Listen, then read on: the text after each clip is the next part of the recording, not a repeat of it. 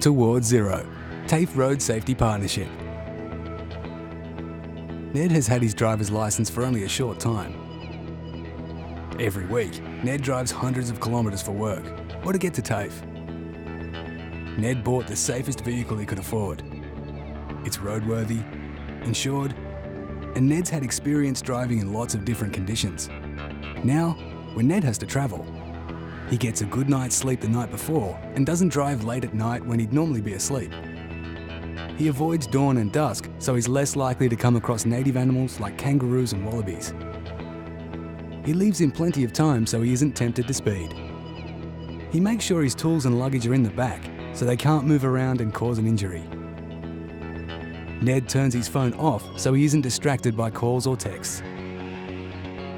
He doesn't drink much the night before driving and doesn't take drugs or medications that could affect his driving.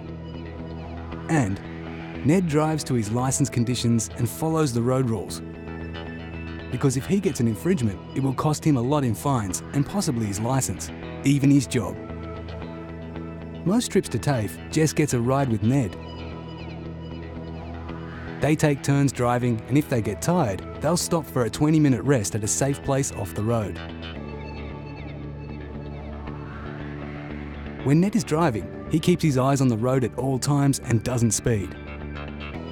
So if something unexpected happens, he has more time to react and avoid a crash. Just as well as not long ago, a kangaroo jumped out from the side of the road in front of Ned's ute. Ned knows that if he can't stop in time, it's better to hit an animal than swerve and risk losing control of his ute. Because they're careful, Ned and Jess arrive safely at their destination. Not all their friends drive as carefully, so Ned and Jess remind them to slow down, to switch off their phones, to leave the car at home, and if they're tired, to pull up and have a rest. Well done, Ned and Jess.